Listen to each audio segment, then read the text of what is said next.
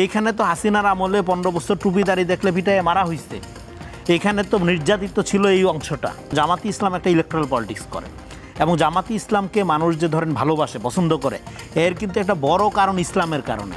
BJP যখন হিন্দুত্ববাদী রাজনীতি করবে, অ্যান্টাই মুসলিম, তখন সেটার একটা রিয়াকশন আমাদের এখানে তৈরি হওয়ার, ভারতেও হতে পারে, আমাদের এখানে তৈরি হওয়ার সম্ভাবনা আছে।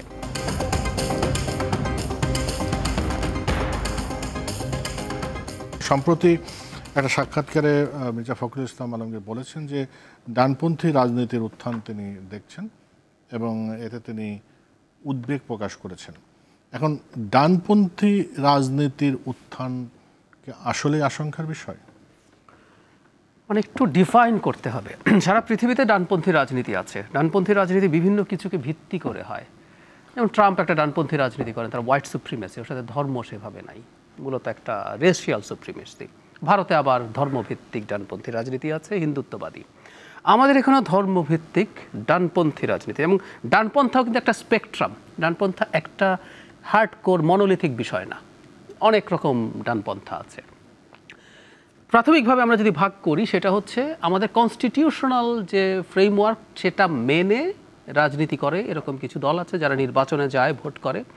আবার কিছু রাজনৈতিক দল আছে যারা এই প্রসেসটাকে হারাম বলে, গণতন্ত্র। এক্সট্রিম বা ফার রাইট একটা গ্রুপ আছে পৃথিবীতে, কিন্তু ফার রাইটেরও উত্থানের যথেষ্ট মানে টেন্ডেন্সি আছে, এবং আমাদের দেশে ফার রাইটের উত্থানের একটা বড় কারণ আমাদের উল্টো পাশে বিজেপির থাকা।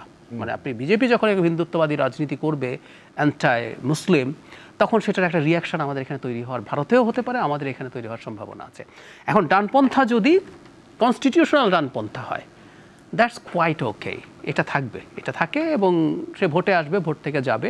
কিন্তু আমাদের এখানে এক্সট্রিম যে ডানপন্থা, র্যাডিক্যাল রাইট বা ফার রাইট, সেইটার উত্থানের প্রবণতাও দেখছি আমরা। আমার কাছে ওইটা র্যাদার খুবই অ্যালার্মিং। আর আমি আমাদের যে ট্রেডিশনাল যে কনস্টিটিউশনাল ডানপন্থা, এটা নিয়ে আমার একটা প্রশ্ন আছে, আমি সেই জায়গায় আসবো। তো ওইটা যদি হয়, ওইটা তো 5 আগস্টের পরবর্তী সময়ে যথেষ্ট দেখেছি আমরা। তারা বিভিন্ন ক্ষেত্রে তাদের শোরগোল বেড়েছে, এটা হয়তো আগেই ছিল, কিন্তু শোরগোল বেশি করতে পেরেছে, এবং সরকার খুব টাফ ব্যবস্থা নিতে পারে নাই। বহু ক্ষেত্রে তারা এই কাজগুলো করেছে। সো এটা নিশ্চিতভাবে অ্যালার্মিং। এবং আমি একটা জিনিস কথা বলতে চাই, মানে আমরা তো বিচ্ছিন্ন দ্বীপ না, এবং আমরা যদি গ্লোবাল পলিটিক্স এবং জিও পলিটিক্স না বুঝি, আমরা আসলে এই জটিল পৃথিবীর মধ্য দিয়ে যেতে পারবো না।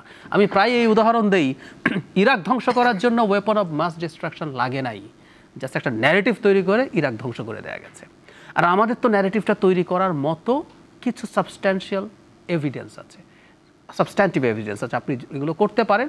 একটা শত্রু দেশ আছে ভারত, ভারতীয়দের শত সমালোচনা করি না কেন, তাদের সফট পাওয়ার অকল্পনীয় রকম বেশি। গ্লোবাল মিডিয়ার বিরাট একটা অংশ তাদের দখলে আছে, এই ন্যারেটিভ তৈরি করে ফেলবে। সো ঝুঁকি আছে। আমি বলছি না বাংলাদেশে ফার রাইটটা অনেক শক্তিশালী হয়ে গেছে।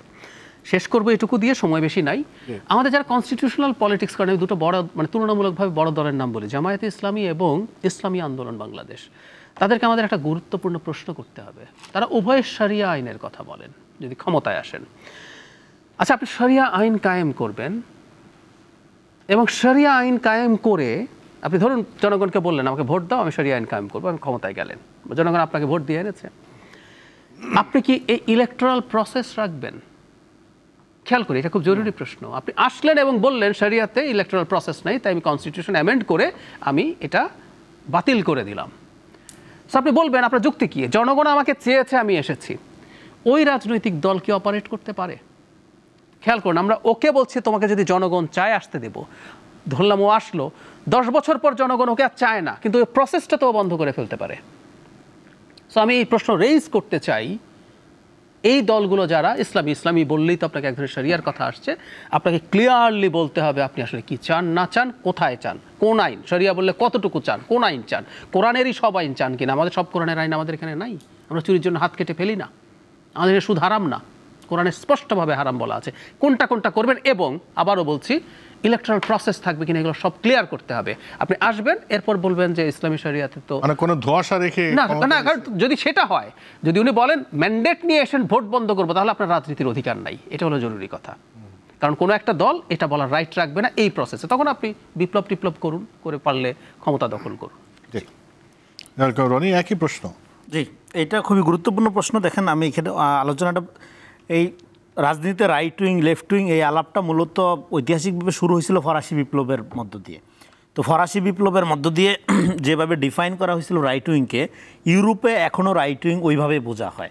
রাইট উইং বলতে বোঝা হয় আপনার এক ধরনের এই মানে ধরেন যেই অংশটা বিপ্লব করলো ফরাসি বিপ্লবে তাদেরকে লেফট উইং বলা হলো, আর যে অংশটা আপনার অলিগার্ক আপনার ধরেন যে পুঁজিপতি এবং ক্ষমতার কাছাকাছি থেকে গেল মানে বুর্জোয়া অংশ, সেটাকে আপনার রাইট উইং বলা হইলো, মানে ক্লাসিক্যাল উদাহরণ হিসেবে। পরবর্তী সময়ে জায়েদ ভাই ঠিকই বলছে, এইটার মধ্যে এত ভেরিয়েশন আসছে এবং এত আপনার শাখা প্রশাখা গজাইছে যে ঠিক মোটা দাগে আপনি অমুক রাইট উইং তমুক লেফট উইং এভাবে বলে দেওয়া মুশকিল।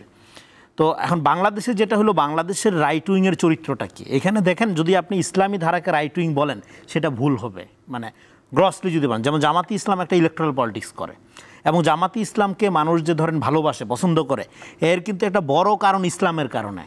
এমন না যে জামাতি ইসলামের ডেমোক্রেটিক প্রসেসের কারণে জামাতকে ভালোবাসে, কারণ আরও তো ডেমোক্রেটিক পার্টি আছে, ভোটের পার্টি আছে সেক্ষেত্রে। ফলে ইসলামের একটা প্রস্তাবনার মধ্যে দিয়ে সে একটা ইলেকট্রাল পলিটিক্স করতে চায়, এই কারণে জামাতকে একটা বড় অংশের মানুষ পছন্দ করে। কিন্তু এখানে ডেফিনেটলি তো, এবং সে একটা মডারেট ইসলাম করতে চায়, তার সাথে রেডিকুলেটির কোনো সম্পর্ক নেই। তো ফলে এটাকে আপনি কি এবং ইলেকট্রাল পলিটিক্স করে, ফলে এটাকে কি আপনি রাইট উইং বলবেন? এটা একটা প্রশ্ন হতে পারে। আবার এক্সট্রিম রাইট উইংয়ের কথা যেটা বলা হলো, বাংলাদেশে এটা থাকলে তো হাসিনা রেজিম এতদিন টিকার কথা না, যদি একদম মিলিটেন্ট রাইট মানে ইসলামী ফোর্স যেটা, এটা দেখা যাচ্ছে না, হাসিনার আমলে অন্তত দেখা যায়নি। এখানে যেটা আছে এটা ফ্যানাটিসিজম। এবার এই ফ্যানাটিসিজমটাকে আপনি যে রাইট উইং বলেন, সেটা কি আপনি বলতে পারবেন কি, একটু চিন্তা করতে হবে। এবং এই ফ্যানাটিসিজম কারা তৈরি করছে? এই ফ্যানাটিসিজমকে যদি আপনি রাইট উইং বলেন, তর্কের খাতিরে ধরে নিলাম যেটা একটা রাইট উইং আপনি বলতেছেন, তাইলে এই right wing driven by left wing.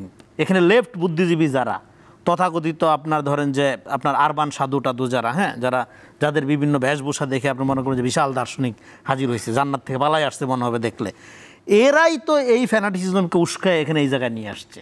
এখন আপনার এবং এদের বন্ধু বান্ধবরাই এখন বিভিন্ন মিডিয়াতে বইসা হ্যাঁ রাইট উইংয়ের কথা বলতেছে। বাংলাদেশে ইউরোপের সেন্সে যেটা ফ্যাসিবাদের সাথে লিঙ্ক, ওইরকম কোনো রাইট উইং নাই, থিওরিটিক্যালি আপনি বলতে পারবেন না।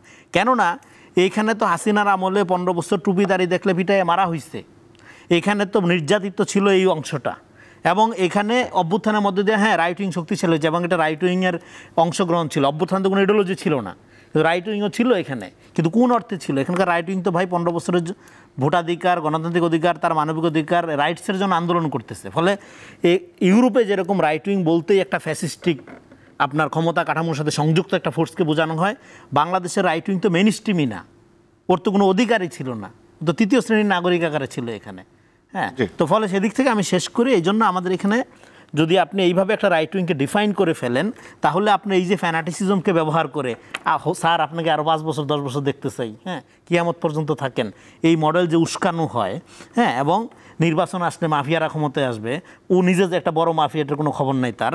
ফলে এই যে জনগণকে আন্ডারমাইন করার জন্য সবসময় একটা ফ্যানাটিসিজম, একটা হুজুকেপনা উস্কায়া দিয়ে এখানে যে রাজনীতিটা করা হয় এবং ক্ষমতাটা ক্যাপচার্ড বাই এলিট রেখে দেওয়া হয়, সেই প্রক্রিয়াকে আমাদের হাত দিতে হবে এখানে। এই জন্য আমরা বলছি অভ্যুত্থানের পরে রাজনীতিটা কী হবে? অভ্যুত্থানের পর ডেফিনেটলি রাইট উইং থাকবে, ডেফিনেটলি লেফট উইং থাকবে, কিন্তু সেটা থাকবে সমাজে। ইভেন গণতন্ত্রকে আপনি যদি একটা ইডিওলজি আকারে চর্চা করেন, ইট বিকাম ফ্যাসিস্ট, ইট বিকাম ফ্যাসিজম। হাসিনা একবারও তো বলে নাই আমি ফ্যাসিস্ট, সবচেয়ে বেশি গণতন্ত্রের কথা বলছে। ফলে এই জন্য আমরা বলছি রাষ্ট্র হবে ভ্যালু বেসড, ইডিওলজি থাকবে সমাজে। আমরা এমন একটা রাষ্ট্র কায়েম করতে চাই যেখানে ইডিওলজির ভিত্তিতে রাষ্ট্র আমাকে, আমার পরিচয়ের ভিত্তিতে আমাকে চিহ্নিত করবে না, বিচার করবে না, আমাকে সে ট্রিট করবে নাগরিক হিসাবে। এই জন্য আজকে আমরা যদি হরে ধরে রাইট উইংয়ের কথা এভাবে বলি, তাহলে আমাদের বুঝতে হবে যে আমাদের এই সমাজে যে একটা ফেথ ফ্রিডম ভিত্তিক রাষ্ট্র আপনার লাগবে। টুপিদারির কারণে আপনি কাউকে অসম্মানিত করতে পারেন। আবার কেউ ধরেন আপনার রবীন্দ্রসঙ্গীত করতে চায়, বা ধরেন তার যে তথাকথিত ট্রাইবাল বাঙালি সংস্কৃতি করে, একটা ট্রাইব, পাহাড়ি একটা ট্রাইব, অন্য একটা ট্রাইব, এই ধরনের বিভিন্ন ট্রাইবের সংস্কৃতিও আপনার থাকতে হবে, তাদের অধিকারও থাকতে হবে, কিন্তু আপনি কোনোটার সুপ্রিমেসি চর্চা করার সুযোগ। রেইনবো নেশন, রেইনবো নেশন আপনার এটা হলো যে এটাকে বলে ভ্যালুস প্লুরালিটি।